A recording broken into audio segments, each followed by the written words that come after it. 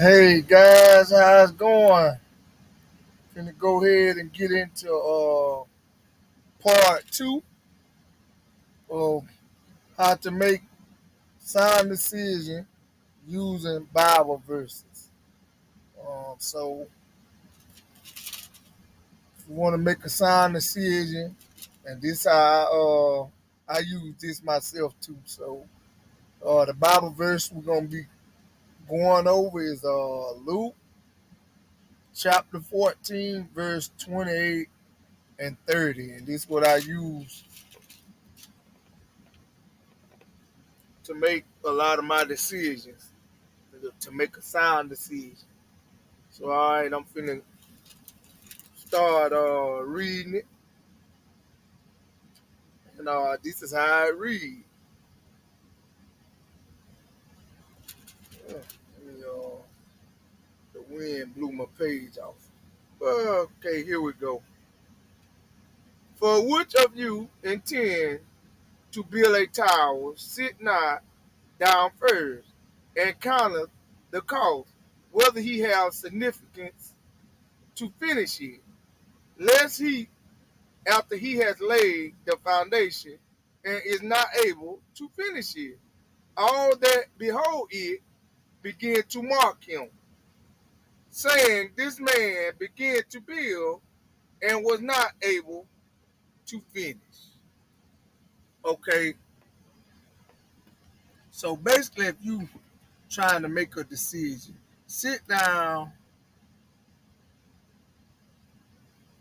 write down the option if you must, or talk to somebody, maybe your wife, girlfriend, pastor, um, mother, father, whoever you conversate with, if you just alone with yourself, you and God or whatever.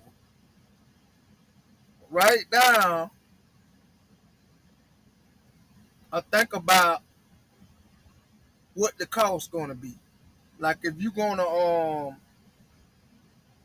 make a decision to leave a job, you need to know that you got adequate enough money. Begin to write down, do I have enough money to make this transition smooth for me and my family? Things like that, Do I have the proper equipment to make this move? Do I have the proper education to make this move? Just begin to put it all together, everything that you can think of, count up the cost then, what it gonna cost you. Time, money, relationship, you know, count up the cost. And a lot of times when we make decisions, sometimes we don't think about what the end result gonna be. And basically this scripture just reminds me of counting up the cost. When I was a young man, I made a decision to fool with something called a payday loan. It wasn't no wise decision. So I got this payday loan. I'm just gonna tell you this story about what happened with this. Well, anyway, I went to this payday loan. I got, I think, like $1,200. I put it on an old car. I did use that much common sense that I didn't want to put my good car, so I put it on an old car. Um, but I didn't want them to get the car back. I didn't pay the loan back right. So anyway, I ended up paying the loan. I borrowed 14, but I ended up paying $4,000 to keep my titles. The thing about it is that the car that I had wasn't even running no more, wasn't even working. That's how stupid it was. I paid $4,500 for a car, sat in my yard, wasn't running, just because I wanted the titles. And my wife told me not to do it, but I didn't listen. I just went ahead and done it. So basically, I paid for the loan 3 times almost, and that's for not counting up the cost. I didn't know. I just went into the decision and grabbed the money. but I didn't know it was gonna cost me that much in the end.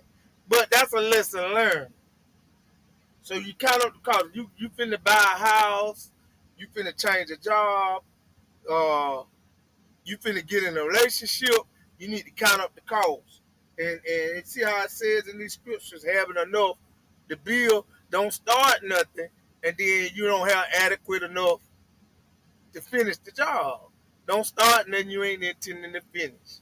So pretty much that's how I use this scripture. And if you're gonna make a sound decision, you can use these scriptures, you know, to come to your sound decision. Couple it with part one, don't be angry, which I spoke about in part one. Couple it with count up the cost, and that's all gonna equal to you making a good decision, a good sound decision.